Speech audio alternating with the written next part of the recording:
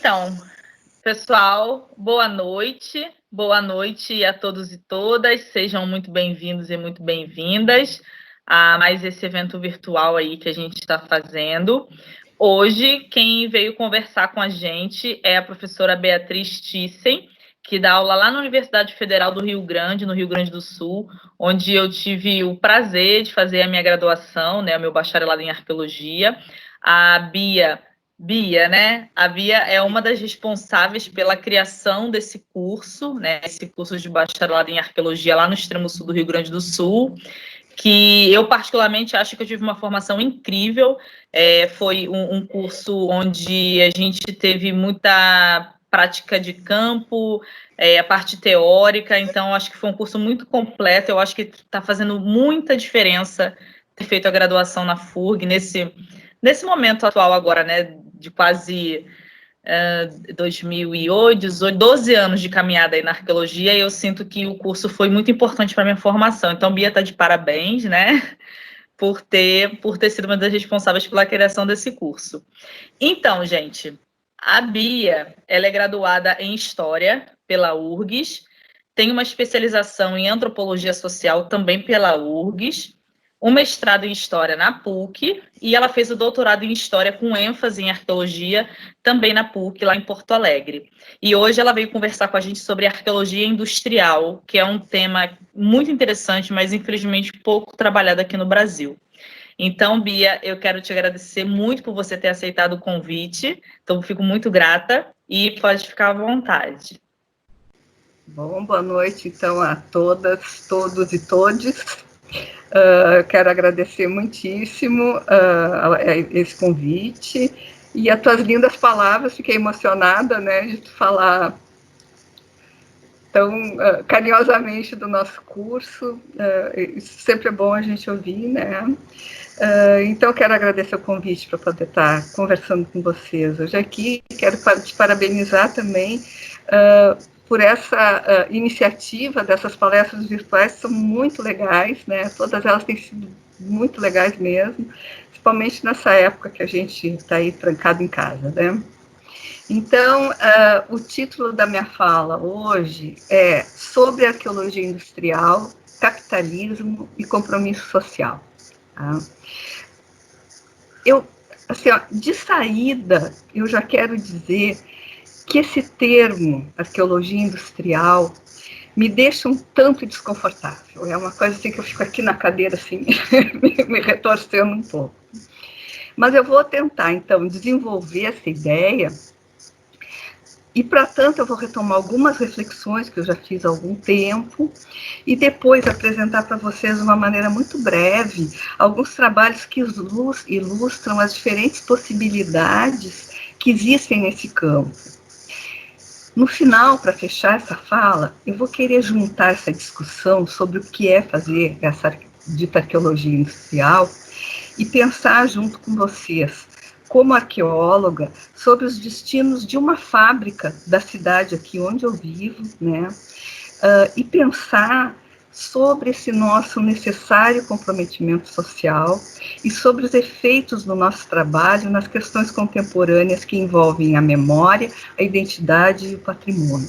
Então, eu acho que eu vou querer, assim, na verdade, discutir um pouco com vocês para que serve tudo isso que a gente está pensando, né? Na prática da nossa contemporaneidade. Bia, só um minuto, desculpa te cortar.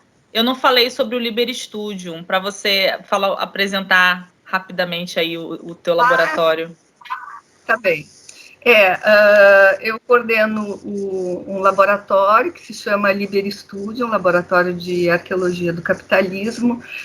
Acho que é o único laboratório de arqueologia do capitalismo do Brasil, imagino que seja, onde a gente desenvolve, né, pesquisas para pensar todo o processo de instalação e de consolidação do sistema capitalista no Brasil e como que isso impacta os mais diferentes,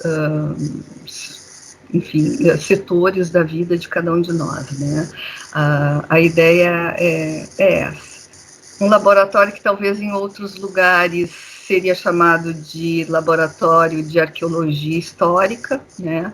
Mas que, na verdade, a gente trabalha com um foco muito preciso, né? Que é a questão do capitalismo dentro dessa arqueologia. Então, é isso. Assim. Na arqueologia, o estudo das fábricas, moinhos, máquinas a vapor, estradas de ferro, etc., desenvolvido sob cunho de arqueologia industrial, ele surgiu na Inglaterra na década de 1950, quando Donald Dudley, que era um latinista da Universidade de Birmingham, ele começou a organizar visitas com seus estudantes nas antigas instalações industriais da região. E essa foi uma prática que foi seguida por amadores na época, né, preocupados com a preservação de antigos vestígios da industrialização.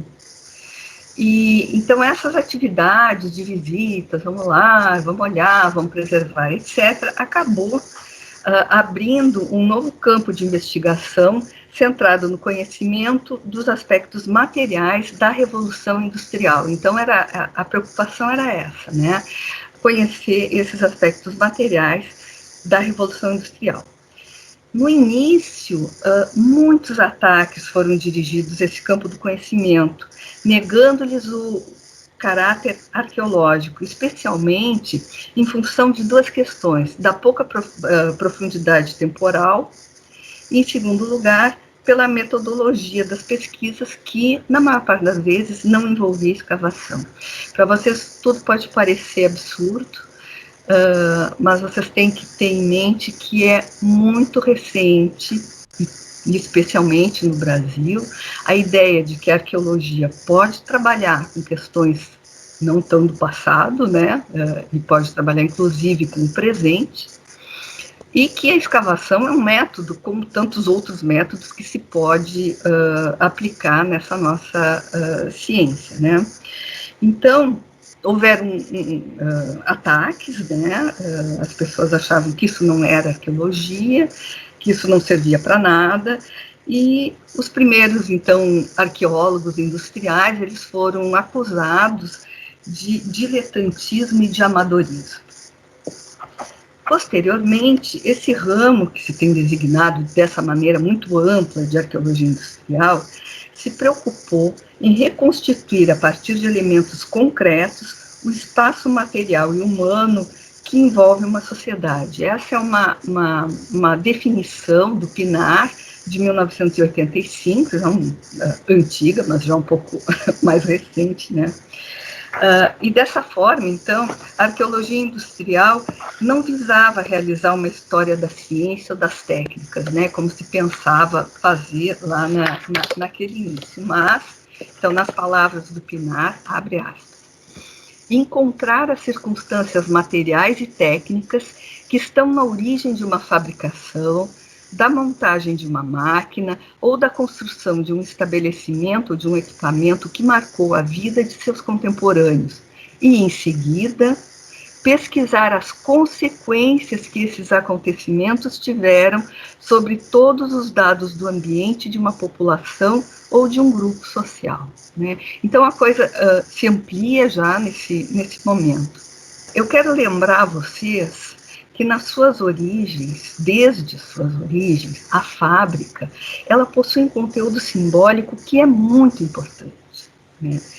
Por um lado, ela foi o símbolo de modernidade, de uma nova era de progresso, de bem-estar, mas isso só para alguns, porque para outros ela foi símbolo de dominação. Então ela tem esses dois lados desde o seu início, né?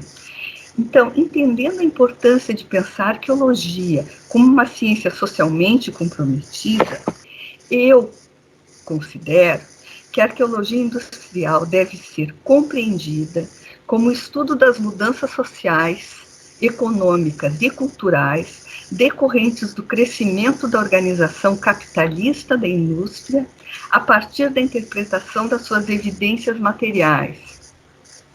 Isso significa, por um lado, colocar o tema no âmbito da expansão do capitalismo ocidental e, por outro, abordá-lo para além da indústria propriamente dita, entendida no sentido de unidade produtiva.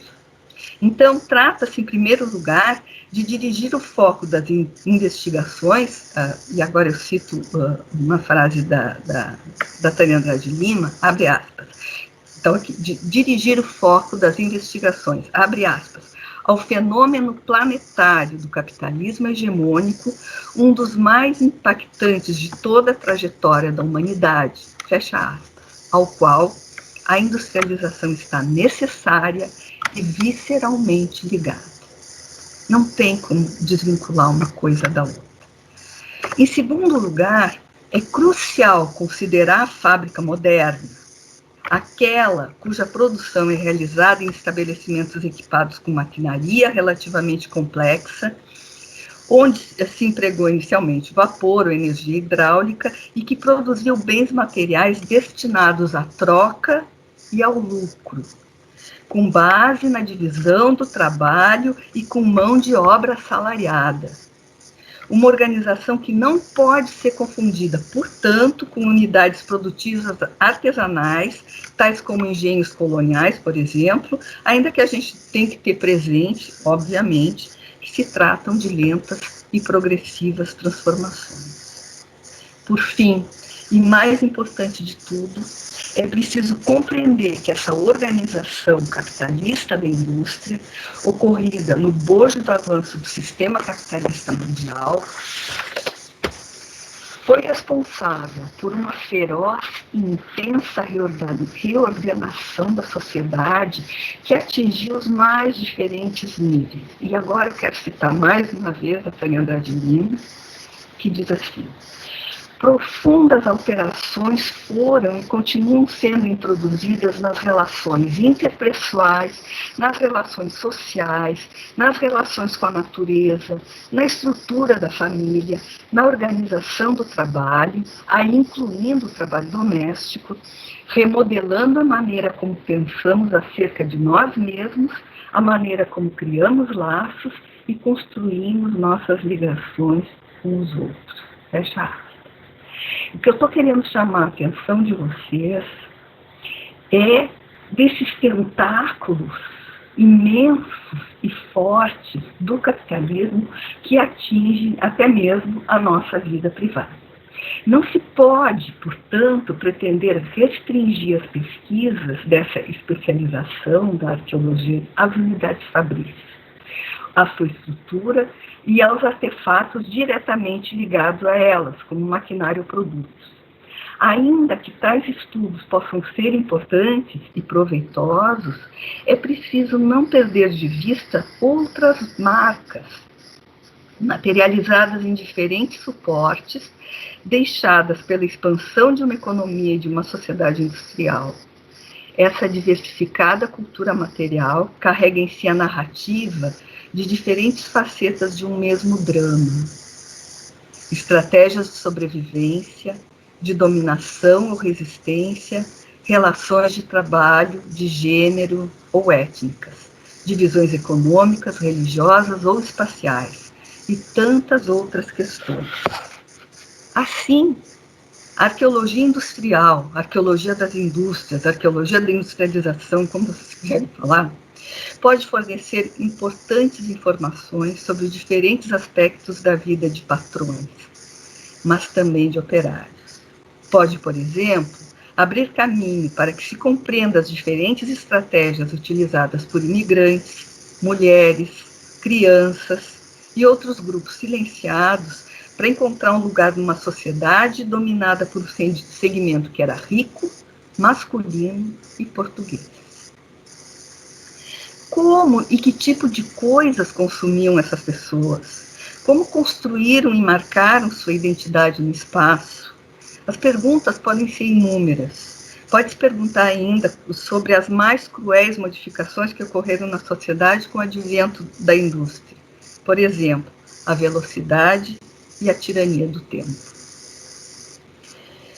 Assim, é necessário ultrapassar os estudos vinculados imediatamente às fábricas, seus equipamentos e produtos, e voltar-se para as vilas operárias, os espaços de sociabilidade dos operários e suas famílias, e todos aqueles sítios e artefatos ligados à experiência dessas pessoas na sociedade. Como se vê, o termo arqueologia industrial pode ser pequeno para abarcar tantos temas, mas, sobretudo, reduz a possibilidade de compreensão de um fenômeno que se materializou em parte na indústria e seus produtos, mas também em numerosos outros domínios da vida humana. Nesse sentido, eu quero falar agora um pouco de alguns trabalhos nesse campo que foram realizados no Brasil. Eu vou começar pelo meu, porque é um dos mais antigos. Eu organizei esses trabalhos que eu quero falar para vocês em ordem cronológica. É claro que do meu trabalho eu vou falar um pouquinho mais, os outros eu vou ser mais breve, mas de todas as maneiras eu acho importante para depois a gente poder juntar tudo isso. Então, o meu trabalho foi essa foi a minha tese de doutorado, se chamou Fábrica, Identidade e Paisagem Urbana, Arqueologia da Boca Irmãos, 1906-1924. Esse trabalho partiu do estudo de uma fábrica de cerveja instalada no início do século XX na cidade de Porto Alegre e procurou ver quais foram as relações entre esse fato, ou seja, a instalação da fábrica, e a construção da paisagem urbana, tanto no nível físico como no social e simbólico, bem como entender as formas tomadas por essas relações. Esse é um enfoque que permite compreender a sociedade capitalista industrial a partir de uma das suas principais bases de sustentação, a fábrica. O sistema fabril foi considerado como um dos vários elementos que compõem a paisagem, estando, portanto, interrelacionado a todos os outros que a constituem. Assim, ele não pode ser analisado isoladamente. No entanto, enquanto elemento estratégico para a compreensão da sociedade que construiu, ocupou e interagiu com a paisagem, ele pode ser tomado como um objeto primeiro de um estudo, como falou o Piano Bezerra de Menezes, o que interessa é a produção física da vida social. A fábrica foi entendida como um artefato, da mesma forma como se consideram maquinários objetos produzidos no seu interior.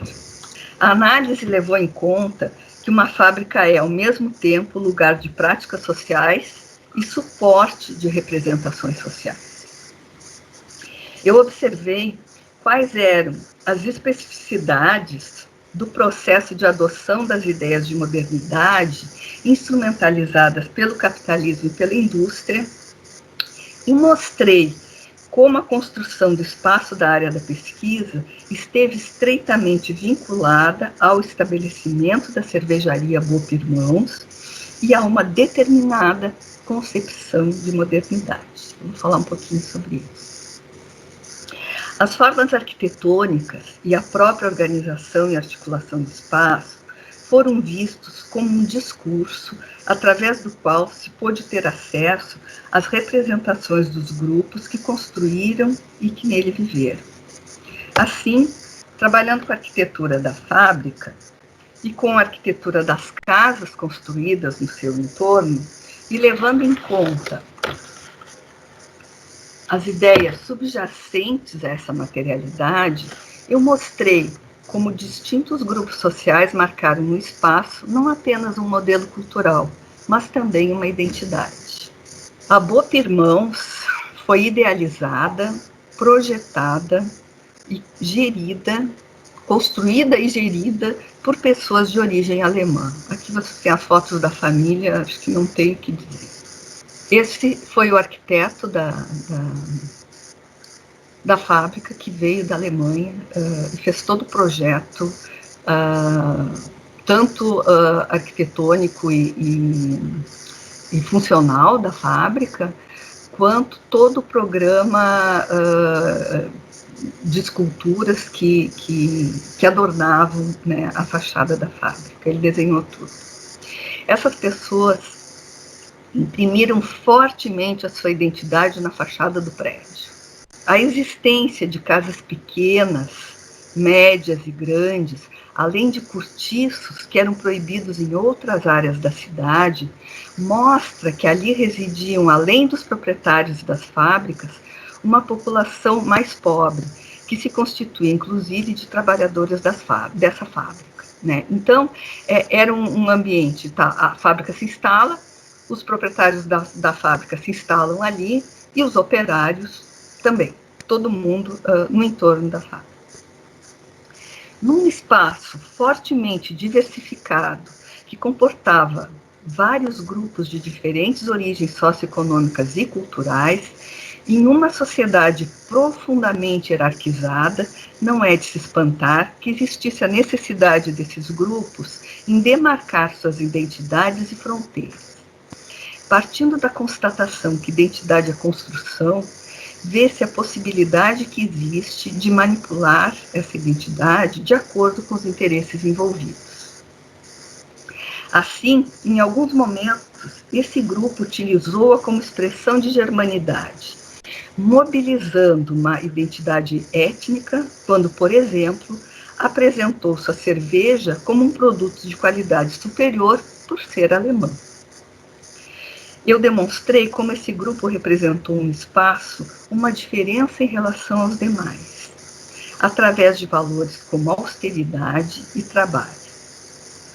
Em outros momentos, essa identidade ela foi usada como expressão de identidade de classe. Olhem só, fazendo um paralelo desse grupo de origem alemã com o grupo de origem portuguesa, eu mostrei como os luso-brasileiros utilizaram nas suas casas, vocês podem ver por essas fotos, um estilo arquitetônico marcando uma vontade de construir uma cidade espetacularizada e de se diferenciar dos grupos empobrecidos que estavam habitando aquele espaço também. A família, para vocês verem como são todos alemães. Esse aqui é o arquiteto da fábrica, que eu falei para vocês. Essa aqui, ó, mudou para vocês? Então, é para vocês estarem vendo agora, espero que vejam, são fotografias, são 2 fotos que mostram uma representação na fachada da fábrica, em que mostra, então, uma cerveja jorrando de um barril, e 2 alemães segurando uma caneca de chopp. Então, eu estava dizendo que eu estudei vários grupos ali, vou falar só sobre 2 para fazer uma comparação, né? Essas aqui são as casas portuguesas, vamos ver se vocês conseguem ver. Então, essas casas portuguesas, elas têm uma arquitetura muito específica, né? Que é o que a gente chama de arquitetura eclética deliberada, né? Elas têm essa vontade de deixar esse espaço bonito, né? Espetaculoso, né? Uma coisa muito linda. E querer demarcar, né? Com essa possibilidade de decorar as suas casas, que eles não são os pobres coitados que estão morando nos cortiços, né, ou que estão morando em casinha de porta e janela, nem nada. Então, num lugar onde está cheio de gente de diferentes origens, tanto sociais, quanto origens de nascimento, gente que nasceu na Alemanha, gente que nasceu na Itália, na Polônia, é um bairro onde tem muito imigrante, e era um bairro que originalmente tinha sido ocupado pelos portugueses. Então, também vai acontecer um processo de, aos poucos, os portugueses saírem desse lugar. Eles acabam abandonando esse lugar e as suas casas eles acabam alugando, esses grandes sobrados aí, eles acabam alugando para servirem de cortiços. Bom, mas o que eu quero mostrar, então, primeiro, eles têm essas casas muito bonitas, né? E eu vou colocar aqui a outra foto, que é a casa de um dos donos um dos proprietários dessa fábrica, que é um descendente de alemão. É uma casa grande, é um sobrado, sim, muito lindo e tal, mas não, ele é extremamente sóbrio. Então, é uma casa bem diferente, né? Muito sóbria. essa é a casa dele, então ele marca um estatuto social e econômico, ele não é um pobre coitado, ele mora num sobrado, logicamente, mas é uma arquitetura doméstica muito sóbria, né? As outras casas alemãs são assim também. Aqui tem, estou colocando aí uma outra foto que mostra essas outras casas também ocupadas por descendentes de alemães ou alemães mesmo, né? Como é que elas eram. Então, bem diferente do que eram as casas dos portugueses. E bem diferente também do que foi a arquitetura da fábrica. Então, mostro para vocês, né, essa imagem, né? E o que eu quero dizer com isso é que esse grupo de origem alemã, ele optou pela sobriedade arquitetônica na arquitetura doméstica, mas ostentou todo o seu poder, né, na arquitetura da fábrica. A conjugação da sobriedade no desenho arquitetural doméstico com a espetaculosidade da arquitetura da cervejaria mostra dois discursos opostos, mas não contraditórios. Na verdade, são discursos complementares. De um lado, trabalho e austeridade. De outro, consumo, abundância, festa e poder. Aqui o discurso feito é um discurso de classe, né? Nesse sentido, a cervejaria passou a exercer um papel importante na construção da sociedade burguesa industrial e moderna, estendendo a sua ação disciplinadora para além dos muros da fábrica, né, afora toda a segmentação dos espaços internos, a diferenciação e hierarquização de funções, a fábrica também disciplinou outros além dos seus funcionários. Essa ação se fez através, por exemplo, do controle do tempo. Com o imenso relógio da torre, que podia ser visto por quem passasse na rua, e o apito, ouvido por todo o bairro, que fracionavam o dia e marcavam as diferentes ações a serem realizadas. Eu não sei se vocês estão vendo a imagem da torre. No momento que foi tirada a foto, estava sem o relógio, mas é ali naquele...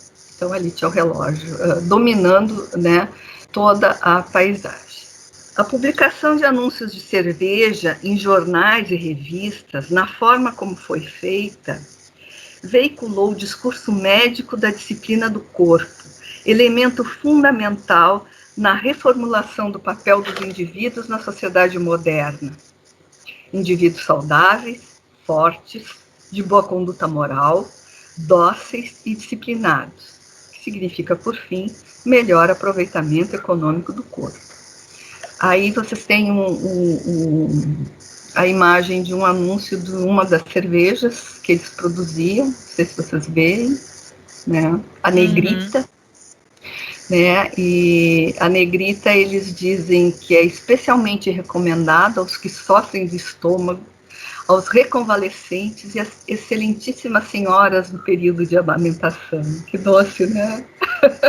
Então, bom, dentro desse mesmo trabalho, eu desenvolvi um capítulo que depois eu publiquei nos Anais do Museu Paulista, que eu vou falar para vocês agora, que é sobre os significados dessas representações escultóricas que estavam na fachada, e que estão até hoje, dessa cervejaria, né? Aí, nesse trabalho, eu busquei entender o que significava aquele monte de esculturas. Aquela fachada é muito impressionante, ela tem uma quantidade exuberante de esculturas, né? E eu queria entender, então, o que aquilo tudo significava. Os conjuntos das fachadas, visíveis a todos que passam na rua, remetem a um universo dionisíaco, de embriaguez, prazer, êxtase e sabedoria. É uma transposição para o mundo da cerveja do imaginário ligado ao vinho, né? De maneira oposta, existem, eu coloquei aqui 2 exemplos dessas iconografias que podem ser vistas lá de fora, todo mundo que passa vê isso, né? Esses 2 aqui, se vocês estão vendo, são 2 esfinges absolutamente inchadas, bêbadas, né? A anterior tinha umas pessoas seminuas, né? Mostrando seios, né? Brindando e tomando cerveja. Mas, de uma maneira diferente, aqui eu tenho uma outra imagem, ó, que é de uma estátua do Mercúrio, que também está nessa fachada. Se vocês olharem bem, é um Mercúrio quase fazendo um 4, né? Ele está bem bebum, ele está felizinho ali.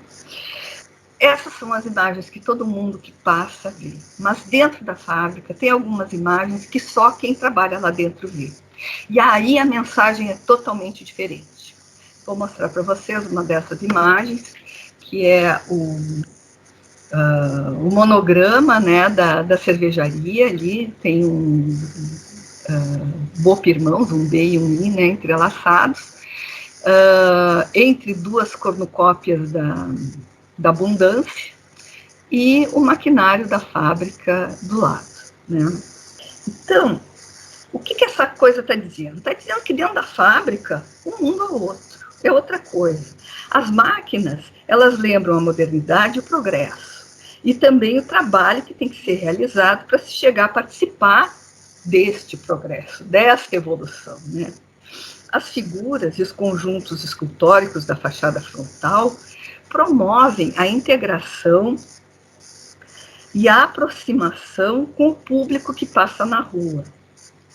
Esse é o Gambrinos, é uma figura que tem justo na frente, né? Está erguendo um brinde a cada um que passa, né? O Gambrinos, eu não sei se vocês sabem, representa o conde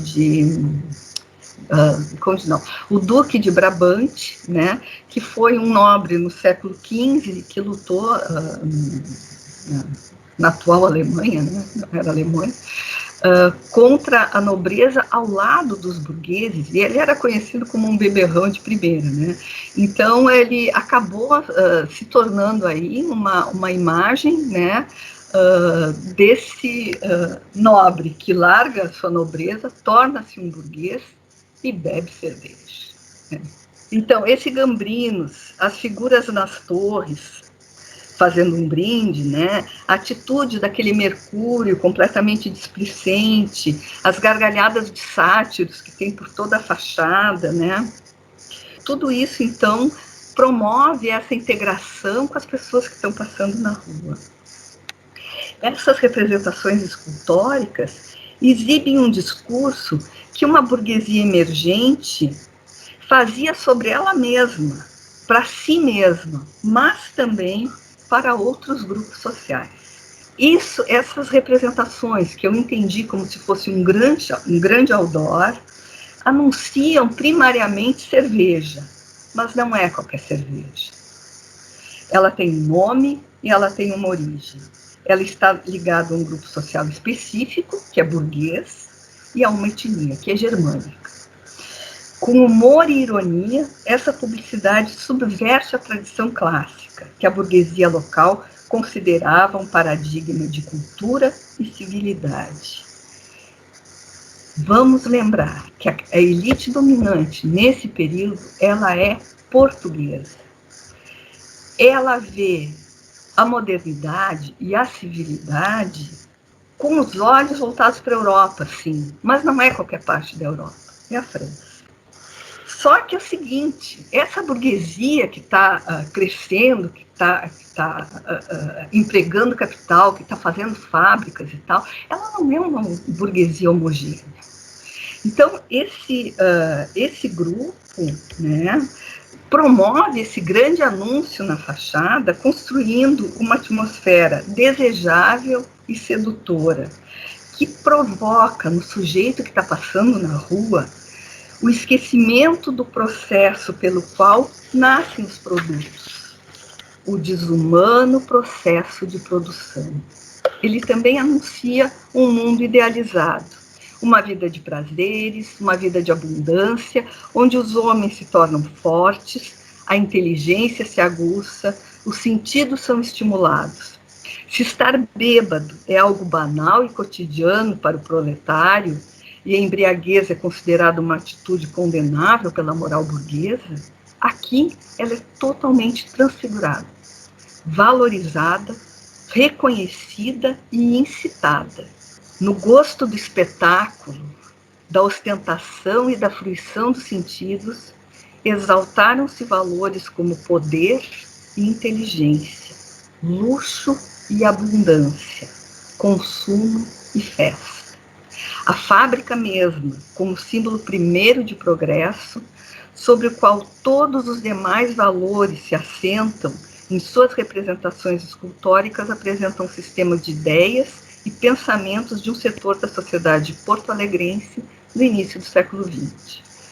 Na opulência e grandiosidade dos conjuntos, esse grupo social não apenas procurou vender o seu produto, mas também falar do seu poder econômico e pregar os seus valores mais caros. Dessa forma, eu quero sustentar aqui que quando eu fiz essa pesquisa, essa arqueologia que eu fiz, ainda que parta de uma sociedade, de uma unidade fabril, ela está preocupada basicamente com a construção da sociedade capitalista. Bom, agora eu quero falar para vocês muito brevemente, aí eu vou ser super breve mesmo, de outros trabalhos que eu considero bem importantes. E aí já quero deixar bem claro, desde já, que eu vou me apropriar de algumas palavras e imagens, né, desses autores. E eu coloquei são 4 trabalhos, vai ser rapidinho, né? Eu coloquei eles em ordem cronológica para seguir, né? Assim, pensando como que essas coisas têm sido pensadas, né, na arqueologia brasileira. Um desses trabalhos é do Rafael de Abreu e Souza, que se chama Escritos na Argila, Arqueologia da Produção, do Trabalhador e do Tempo. Foi publicado na Hábitos em 2007, mas foi também a dissertação de mestrado dele.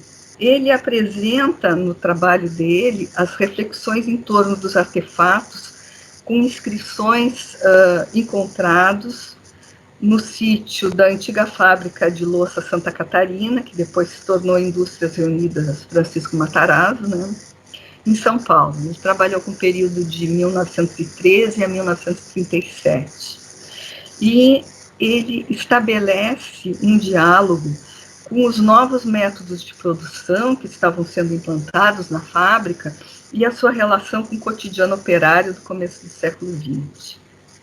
Então, ele mostra como que os artefatos, eles acabam dialogando com as práticas de controle desenvolvidas no seio desse sistema fabril e se relacionam com os modos de produção e as tecnologias capitalistas, privilegiando a experiência ou a prática cotidiana da vida dos trabalhadores. Ele mostra esses biscoitos. Esses biscoitos, eu não sei se vocês estão familiarizados com essa nomenclatura. Os biscoitos são os fragmentos, a cerâmica, né, a louça, ainda ela já foi ao forno uma vez, ela já cozinhou uma vez, mas ela ainda não tem o esmalte, as tintas, nem nada, a gente chama o biscoito. Então, eles pegavam esses biscoitos, e o Rafael Abreu Souza viu uma série de inscrições numéricas, né? Então, que ele relaciona com esse universo fabril capitalista que estava se instalando e procurando disciplinar e controlar o trabalhador. Então, seria assim, os caras, eles estavam, na verdade, fazendo as contas de quanto eles estavam produzindo, porque eles deveriam ganhar pela quantidade de produção, né? Então, eles estavam ali fazendo as contas. Bom, ele mostra outras coisas também, mas, enfim, ele trabalha com esses pequenos fragmentos, é muito interessante. Um outro trabalho também bem legal, esse já foi no ano seguinte, em 2008, foi defendido lá no Museu Nacional, que é do Roberto Stanchi, que se chamou Modernidade, mas nem tanto, o caso da Vila Operária da fábrica Confiança, no Rio de Janeiro, no século XIX e XX. né, foi o mestrado dele, acho que eu já falei isso, né? E ele vai estudar as vilas operárias dessa fábrica e ele defende que o processo de industrialização vivido na cidade do Rio de Janeiro no final do século XIX, como fruto da introdução de um capitalismo ainda embrionário no país, conviveu simultaneamente com a modernidade e o anacronismo, né? Ele vai entender que essa implantação das vilas operárias, né, no Brasil, elas tinham moradias que visavam, então, ordenar, né, a vida das pessoas e reproduzir aquilo que internamente se fazia dentro da fábrica, né, reproduzir essa ordem toda na célula familiar do operário, de forma a controlar, né, e, por fim, assegurar a produtividade da fábrica. Ele considera que essas vilas operárias mantiveram elementos que demonstram a perduração de uma mentalidade senhorial e anacrônica nas classes burguesas em ascensão, no que diz respeito à concepção do espaço doméstico reservado aos operários. Então, ele mostra, né, a falta de condições, enfim, né, uma série de questões, não vou me deter muito, né, mas o quanto essas vilas operárias, elas não seguiram aquele modelo europeu, por exemplo, que buscava todas as questões higienistas, ventilação, etc. Então, elas reproduziam muito ainda aquela forma de pensar da sociedade senhorial, né? Essa é uma outra foto também do trabalho dele, dessa vila operária. Um terceiro trabalho, né, esse aí já de 2010, que foi também, acho que, agora não me lembro se foi a tese, se foi a dissertação de mestrado da Cláudia Plens, depois foi publicada na revista da SAB, que era sobre a vila operária da ferrovia de Paranapiacaba, gente, para mim isso é uma dificuldade de dizer, Paranapiacaba, no município de Santo André, no estado de São Paulo, que foi construída em 1865. E ela vai mostrar, então, nesse trabalho, que a arquitetura da vila operária mostrou as diferenças nas relações entre patrão e empregado, na medida em que quanto melhor qualificado o operário, ou se for chefe, patrão, etc., ela vai ocupar a melhor residência, né? Então, nesse sentido, a regra da moral familiar era bastante importante, pois era ela que determinava a atenção da residência numa ordem que começava a partir da casa dos solteiros, né? Existia uma casa dos solteiros, até os núcleos familiares mais complexos. Essas determinações, como tudo indica, provinham de um pensamento social panóptico, por meio do qual a ordem levaria a um sistema de trabalho intenso. Fortemente apoiada nas ideias de Foucault, Cláudia Plens nos diz que a leitura da paisagem dessa vila operária, desde os artefatos arquitetônicos até o lixo doméstico, que ela também estudou, permitiu observar que a antiga força repressora, né, ela trabalhou nesse período em que se modifica, né, do sistema escravista para o sistema de trabalho assalariado, né, então, que essa antiga força repressora deu lugar a uma coesão sutil. Tanto na arquitetura quanto nos produtos domésticos, há a legitimação das diferenças sociais. Nesse contexto, o que controlava o indivíduo era o olhar da sociedade. A sua residência, bem como seus objetos, relacionado à sua postura com relação a eles, o identificava quanto à sua posição social. Então, na verdade, os indivíduos todos se autocontrolavam, né? Controlavam uns aos outros também, né? A partir desse estudo. E o último trabalho que eu quero falar, que é o mais recente de todos, É o trabalho da Vanessa Ávila Costa, que foi defendido como TCC no curso de bacharelado em arqueologia, que se chama As Trabalhadoras Resistem, uma arqueologia das mulheres operárias da fábrica Hengens, 1884-1919, foi defendido em 2017. Esse aqui eu vou falar um pouquinho mais, porque eu orientei esse trabalho, eu gosto pra caramba dele. Nesse trabalho, então, a Vanessa procura entender as opressões de gênero e classe responsáveis por estruturar as relações de poder que se estabeleceram nas habitações da Vila Operária da fábrica Hengens, nesse período de tempo, né, que ela estuda, percebendo essas casas como uma extensão da fábrica propriamente dita. Ela parte da compreensão de que a arquitetura das casas constitui um dispositivo de dominação patriarcal que opera na construção de espaços de sujeição e subordinação da mulher operária ao homem operário, atrelados à ideologia de domesticidade. Assim, ela estudou as casas da Vila Operária, onde as mulheres trabalhadoras viveram, entendendo a arquitetura enquanto uma tecnologia de gênero, que opera como um mecanismo de dominação patriarcal e considerando que essas casas também são espaços fabris, onde o controle e a vigilância penetram no seu interior.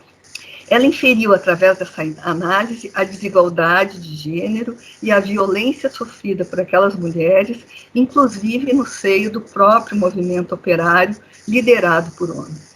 Para a autora, se no interior da fábrica a operária estava submetida ao controle disciplinar e à vigilância constante dos mestres, à exploração e ao abuso moral e sexual, na casa ela estava sujeita também à dominação do homem operário, fosse ele seu pai ou companheiro, bem como a uma dupla jornada de trabalho. Ela nos mostra que, além da operária da fábrica, existiram outras mulheres sujeitas ao mesmo controle e vigilância e muitas vezes em condições bem piores. Eram as operárias que trabalhavam como costureiras a domicílio. Essa fábrica era uma fábrica de tecidos, de roupas de lã, né?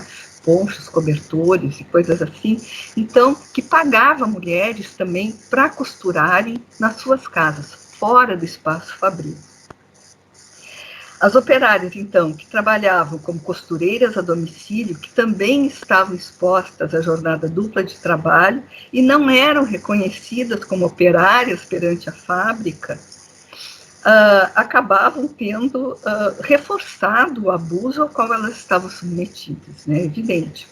Por sua vez, as esposas dos operários que realizavam as atividades domésticas e que não integravam o universo laboral da fábrica também não eram vistas como trabalhadoras, pois estariam desempenhando sua função natural, como mãe, esposa e dona de casa.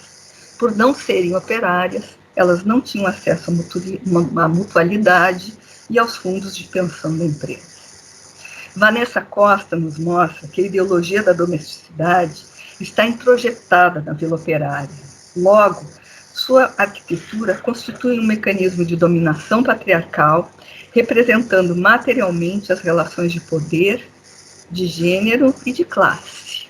A partir do estudo das plantas arquitetônicas e da observação realizada nas habitações, a autora observa que, conforme a posição na estrutura de trabalho dentro da fábrica, operários mais especializados ocupavam com suas esposas e filhas casas mais confortáveis que operários sem qualificação que viviam em casas insalubres que não dispunham de ventilação, de luz e nem de sistema de esgoto. Essas casas eram muito similares aos cortiços que foram constituídos em um período em que a questão higienista avançava rapidamente através do discurso médico-científico, regulando espaços da cidade e os corpos dos sujeitos. Então, na Vila Operária, se esqueceu esse discurso. A autora também identificou na vila lugares onde, longe do olhar de seus companheiros, as mulheres poderiam estabelecer vínculos de amizade e reciprocidade e, a partir da tomada de consciência da sua condição enquanto mulheres trabalhadoras, poderiam subverter a ordem social, criando maneiras de resistir.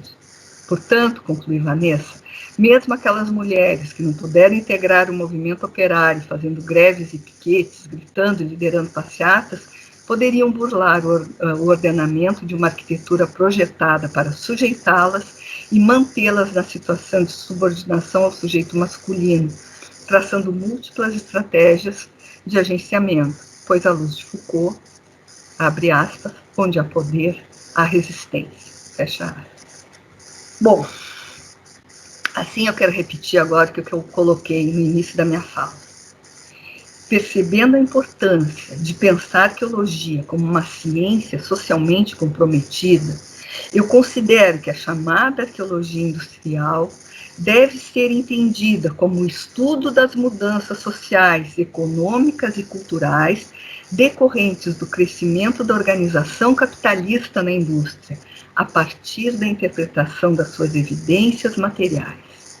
Isso significa, por um lado, colocar o tema no âmbito da expansão do capitalismo ocidental e, por outro, abordá-lo para além da indústria propriamente dita, entendido no sentido de unidade produtiva. Isso tudo, então, vai me levar ao último ponto da minha fala, que tem a ver com a fábrica que a Vanessa estudou, e sobre os rumos que a sua existência vem tomando. Ou seja, eu quero pensar como a fábrica, na sua materialidade, repercute na contemporaneidade igualmente capitalista. E eu quero que a gente possa refletir aqui sobre qual é o papel dos nossos trabalhos, preocupados em dar voz aos silenciados da história, nos processos contemporâneos que envolvem as fábricas e outras materialidades. Os alunos estão aqui, ó. Eu estou emocionada. Que mulher maravilhosa. Análise maravilhosa.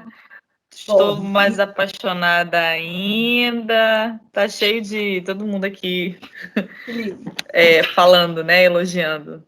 Bom, vamos lá então. Então vamos pensar sobre essa materialidade, né, lá no contemporâneo, sobre o nosso papel e o papel dos nossos trabalhos.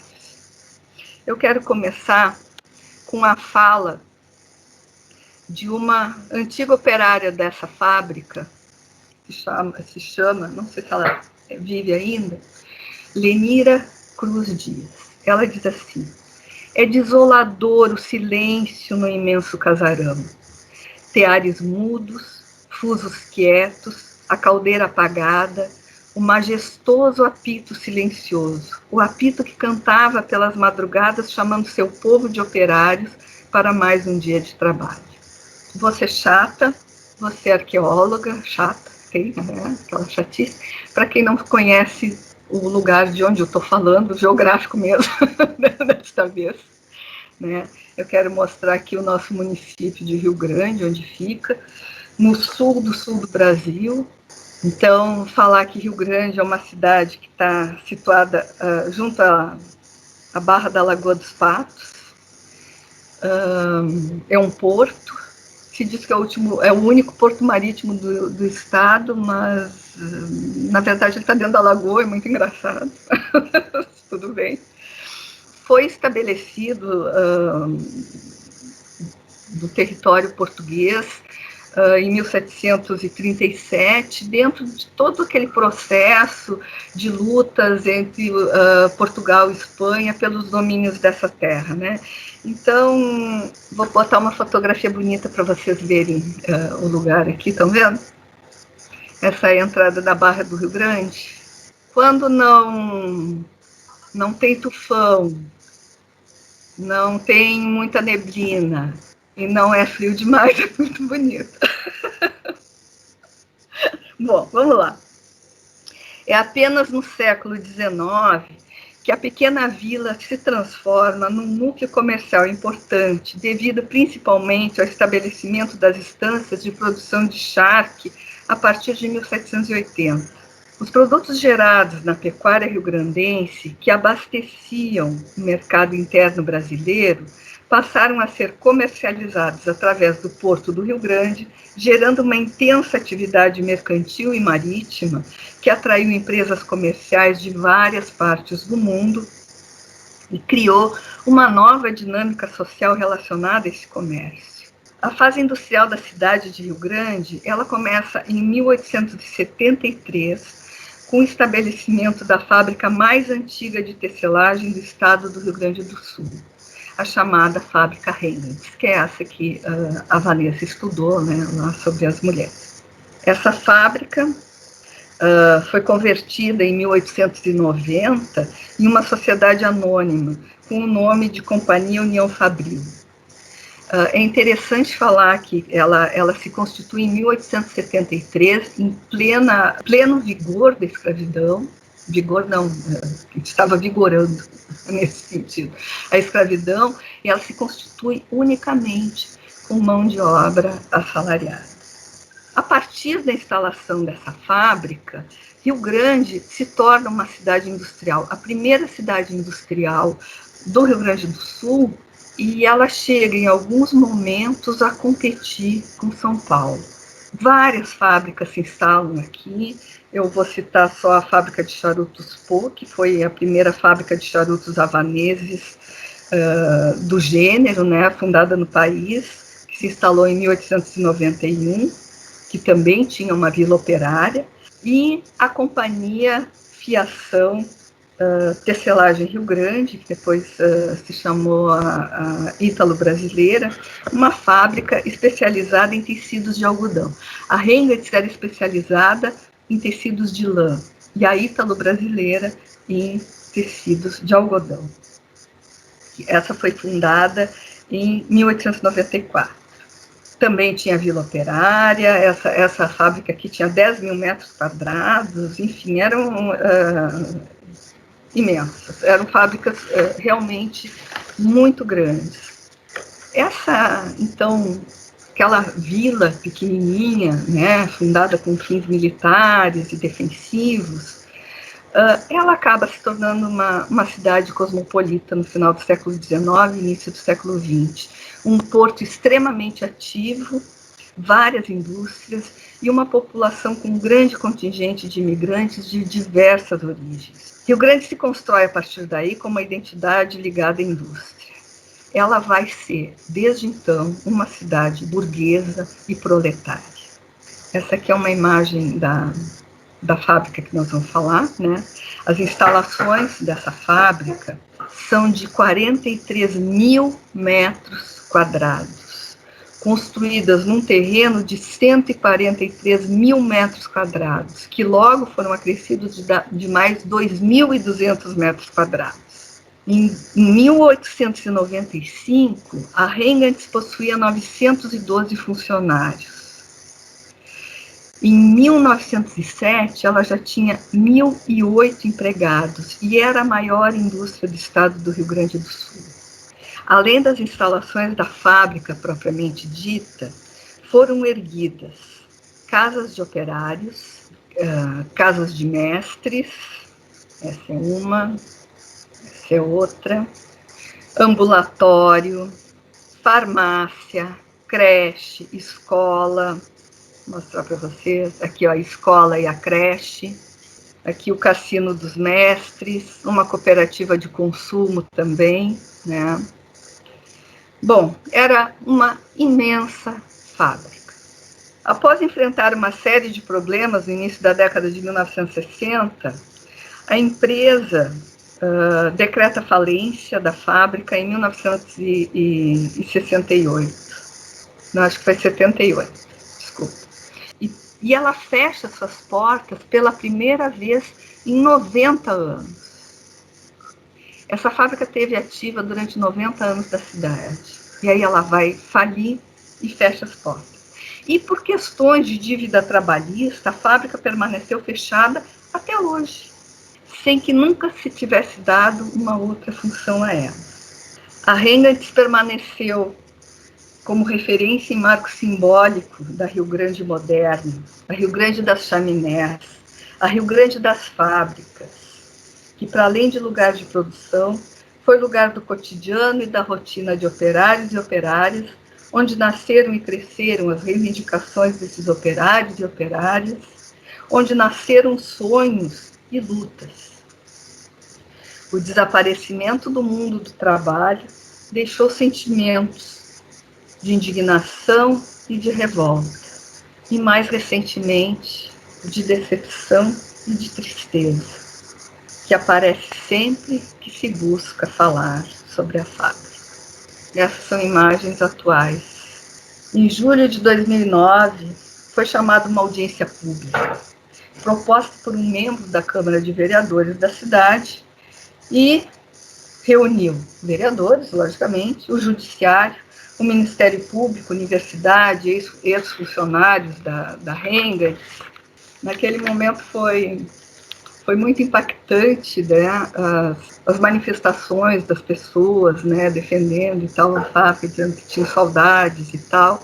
E aí, em 2012, o IFA, Instituto Patrimônio Histórico e Artístico do Estado, tombou a volumetria original dos edifícios e as fachadas. E só. Volumetria e fachada. O resto, bom. Uma infinidade de trabalhos já foi realizada sobre essa fábrica, tanto na FURG quanto na Universidade Federal de Pelotas, envolvendo os cursos de História, Geografia, Arqueologia, Memória e Patrimônio, Artes, Arquitetura e Urbanismo, etc. Foram pesquisas de graduação, mestrado e doutorado. Eu acho que isso denota muito a importância da fábrica para essa cidade. Eu vou me valer de 2 desses trabalhos para colocar alguns dados para vocês, para a gente poder pensar. Um deles, da Letícia Mazucchi Ferreira, que ela é professora no curso de Memória Social e Patrimônio Cultural da UFPEL, e o Rogério Piva da Silva, que é um economista, mas é muito interessante o trabalho dele, é um economista é professor na FURG. Bom, a Letícia, ela trabalhou com história oral e durante a década de 90, ela entrevistou um grupo de antigos trabalhadores da fábrica que ainda, no final da década de 90, se reuniam no próprio espaço da antiga Renga. Essas mulheres iam para lá conversar, costurar e falar sobre, enfim, os velhos tempos, né? A Letícia nos mostra como as narrativas desses sujeitos, cujas trajetórias estiveram entrecruzadas pelo trabalho na fábrica, apontam para uma identidade associada ao espaço fabril. Essas pessoas existem, têm a sua identidade vinculada a esse espaço. Por outro lado, o Rogério Piva da Silva, doutor em economia, como eu disse para vocês, ele fez um trabalho interdisciplinar extremamente perturbador. Ele nos mostra como a população da cidade do Rio Grande estaria disposta a sacrifícios para preservar a Renga. O autor aplicou um questionário que foi apresentado como real. Na verdade, tem toda uma questão ética, mas eu não vou discutir isso agora, porque daí é para outra coisa. Ele apresentou esse questionário como se fosse real, né, perguntando às pessoas se elas contribuiriam efetivamente com dinheiro, um fundo destinado ao restauro e à conservação da fábrica, né, da edificação da fábrica. Ao serem perguntados se participariam de forma efetiva com o fundo, em valores que seriam acrescidos na conta da luz, 63% da população entrevistada declarou estar disposta a doar por mês valores entre R$ 1 e R$ 50. De todas as pessoas entrevistadas, 61% foram ou têm parentes que trabalhavam na fábrica. E estes foram os dispostos a colaborar com os valores mais altos. Surpreendentemente, os menos dispostos a colaborar, a pagar, foram os que tinham escolaridade mais alta, ensino superior. A maior disposição a pagar, segundo a renda familiar, foi daqueles que estavam na faixa de entre 6 a 9 salários mínimos, 76%, e a menor entre aqueles cuja renda familiar é de mais de 10 salários mínimos. Os cálculos feitos pelo autor resultaram num valor atribuído que a população estaria disposta a pagar pela fábrica de 10.907.750. Isso em 2011, quando foi realizada a pesquisa. Ele chegava para as pessoas com um crachazinho da prefeitura, da CE, da sei mais do que, e dizia, está disposto, eu vou, então, a partir de agora, descontar na sua conta de luz. E as pessoas assinavam documentos dizendo que iam dar o dinheiro. Bom, em dezembro de 2012, foi anunciado o arremate do complexo da Hengens num leilão. O leilão da área que abrigou as instalações foi vencido pela empresa Inovar de Marau, aqui no Rio Grande do Sul também, por mais de 14 milhões de reais. O anúncio dava desfecho para a situação do prédio e da fábrica. Na sua propaganda, eles dizem, abre aspas, o complexo da Hengens dará lugar a um novo bairro em Rio Grande, que receberá o nome de Bairro Nova Rio Grande. O projeto da empresa prevê um centro comercial na parte frontal, que deverá ser preservado e restaurado, a fachada, e um condomínio residencial nos fundos. Estão previstas a construção de 1.500 unidades habitacionais, distribuídas em vários edifícios, um hotel com grande capacidade de ocupação e centro de convenções e eventos.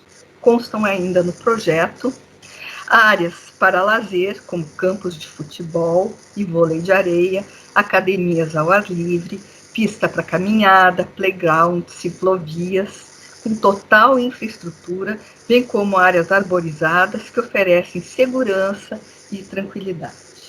Tendo também como diferencial uma bela vista para o Saco da Mangueira. Oferecer uma vista para um corpo d'água é fator diferencial bastante utilizado pelo capital imobiliário como uma amenidade para elevar o preço da terra. Então está previsto, inclusive, um pier para esportes aquáticos. O empreendimento de características burguesas e destinado a segmentos de alto poder aquisitivo se implantará junto da Vila Operária, que a Vanessa estudou. A fábrica, com sua fachada restaurada e servindo de pórtico ao bairro Nova Rio Grande, estará inevitavelmente ligada a ele. Não mais aos operários, que se dispunham a pagar pela preservação do local e que vivem no entorno da velha fábrica.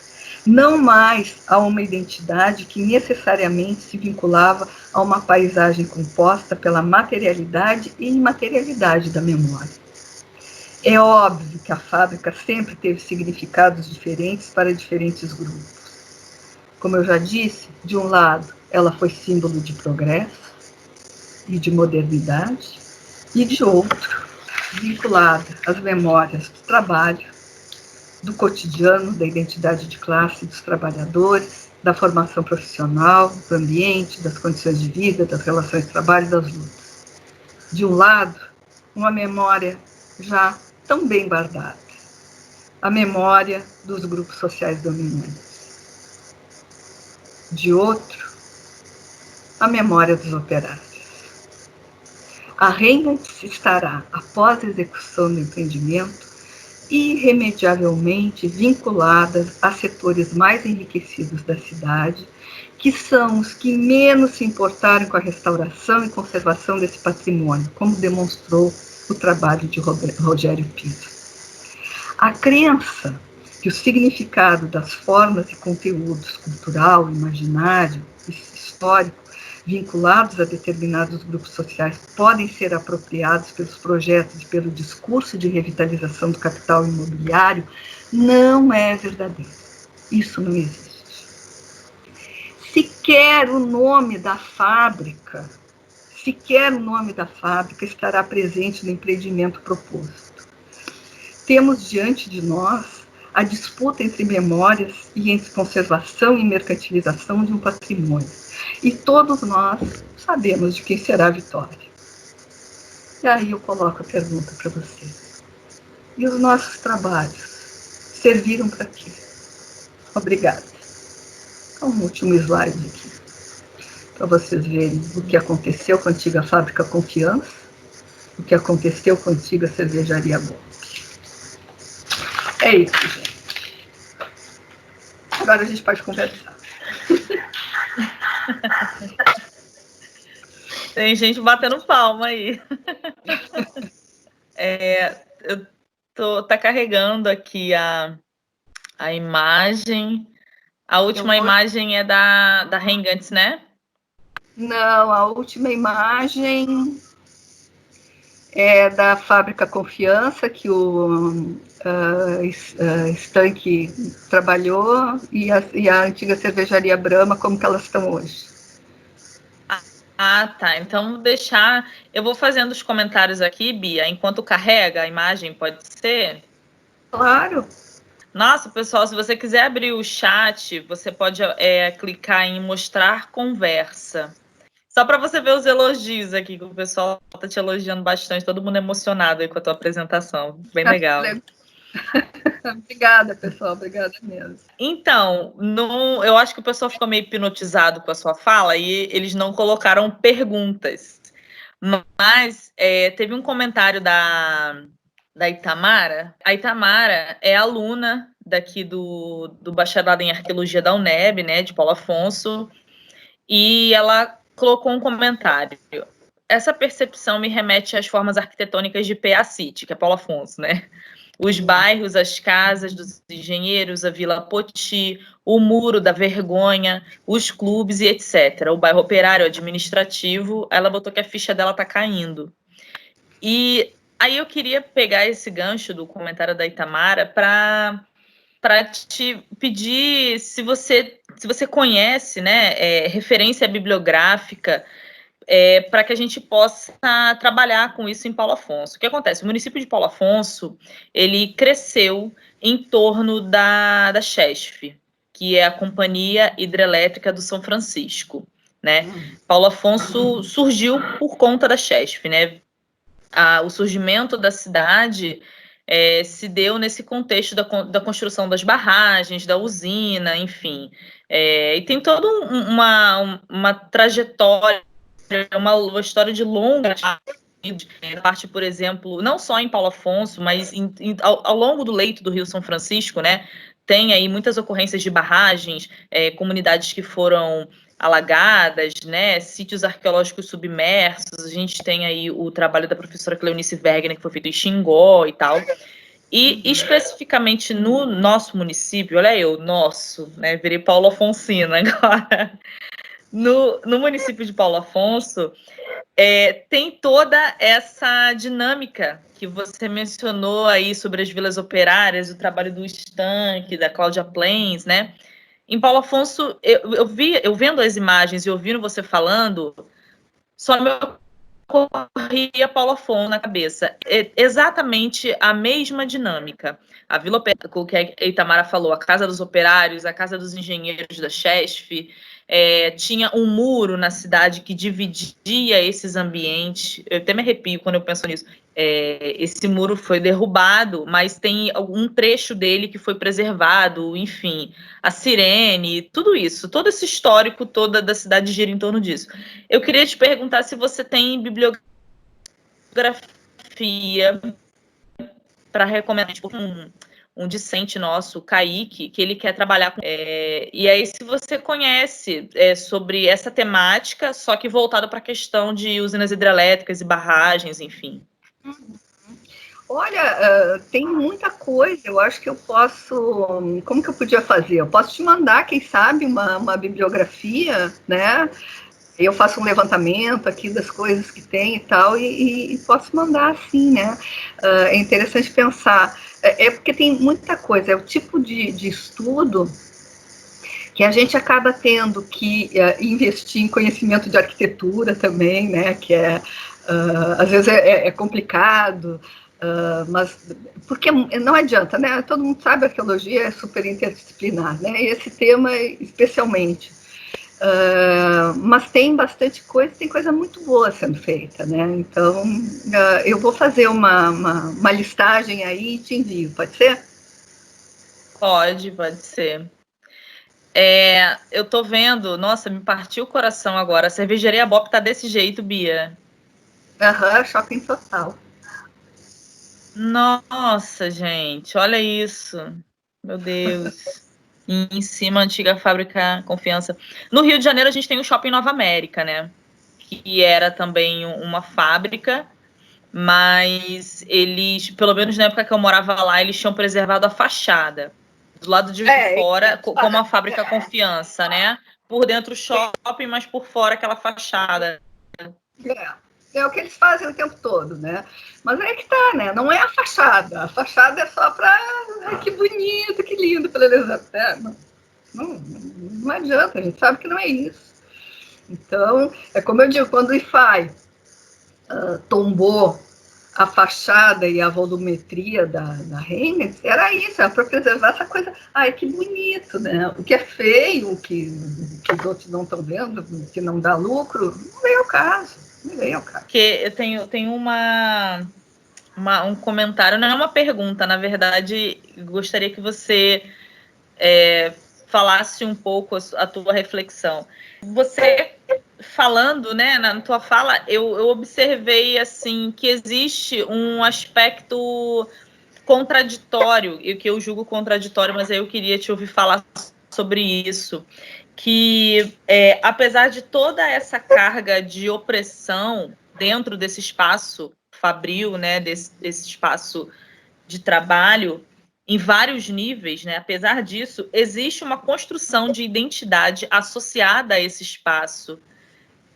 Que eu não consigo, não sei, para mim fica difícil pensar que ao mesmo tempo que é um espaço de segregação de gênero, etc., mas as pessoas têm apego, a construção delas, a vida de muitas delas, se deu dentro desses espaços. Como é que a gente pensa isso?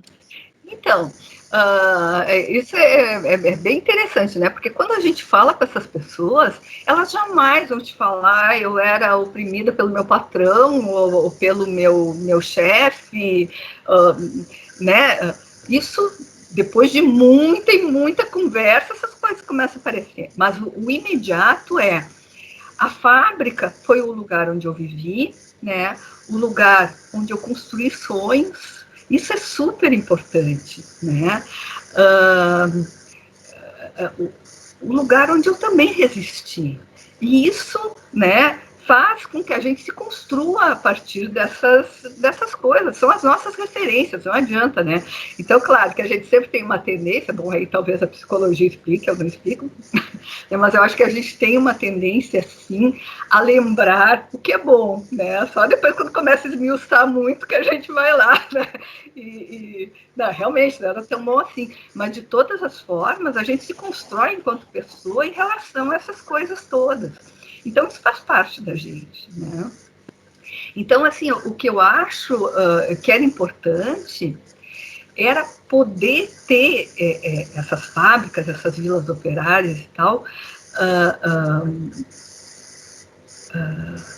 sendo referência para essas pessoas, no sentido de que elas pudessem preservar a memória dessas pessoas, e não a memória do comendador Matarazzo, do Laceio, do sabe, não importa, já foi, né? Então, acho que respondendo a tua questão, claro, tem coisas extremamente dolorosas nisso tudo, que a gente sabe que sim, mas de todas as maneiras está extremamente vinculado ao que cada uma daquelas pessoas é hoje, ou foi, né? A sua vivência cotidiana ali. Né? A Amanda, lá do Recife, ela está dizendo que está acontecendo algo semelhante ao antigo complexo de galpões portuários do Cais Estelita. Aí ela mencionou, né, daquele movimento, né, Ocupa Estelita. E aí ela está dizendo a mesma coisa, que só vai ser preservada a fachada e que o cenário lá está muito triste. Isso é no Brasil, né, de norte a sul, no Rio de Janeiro também, né, o projeto, inclusive, do qual eu participei, o projeto Porto Maravilha, que foi a revitalização da zona portuária do Rio, né, isso virou uma epidemia, né. Não tem jeito, não tem jeito. Eu não sei nem o que dizer, por isso que eu digo assim, eu gostaria de pensar, né, junto com vocês, a gente propõe tanto, a gente mas não resolve nada, mas que droga, o que a gente está fazendo de errado? Tem que ter uma saída, né? Eu fico pensando assim, estamos fazendo errado, temos que fazer de outra forma. Qual é essa forma? Qual é a saída que nós temos? Né? Eu não consigo parar de pensar nisso. Porque até hoje, todas essas coisas... Gente, foram lindos trabalhos que eu apresentei para vocês. Né? Todos eles acho que são interessantíssimos. Eles não serviram nunca de nada. Então, pessoal, quem tiver mais perguntas para a Bia, vocês podem deixar aqui no chat, eu posso repassar. Ou eu posso deixar teu e-mail, Bia, para o pessoal que quiser entrar em contato, solicitar bibliografia? Sem dúvida, claro que sim, estou à disposição. E para me darem respostas também, sugestões, quero muito. Quero muito ouvir. Beleza, então. Bom, então, pessoal, quero agradecer, né, a todos que participaram aí mais uma vez, que ouviram, né, a Bia falando.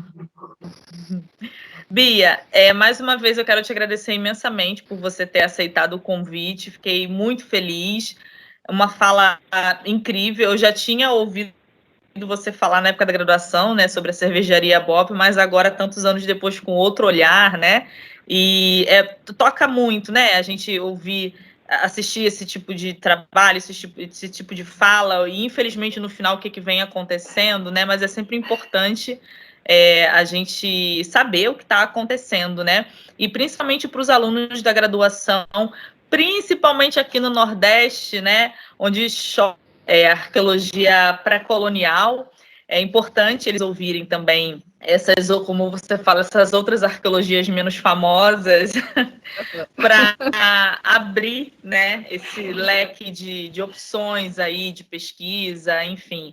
Então, acho que foi muito importante a sua fala, quero te agradecer imensamente e espero que a gente possa ter outros momentos como esse. Quer fazer alguma consideração final? Quero agradecer muitíssimo essa oportunidade, eu também fiquei super contente de poder participar dessa iniciativa que eu achei o máximo, já falei que eu achei o máximo mesmo, e agradecer, Fátima, pela tua lembrança, tua generosidade, ter me chamado para falar, te agradeço mesmo. Então tá bom. Um beijo para todo mundo, boa noite, fiquem em casa. Tchau. Isso. Tchau. E fora Bolsonaro. Fora Bolsonaro, ele não.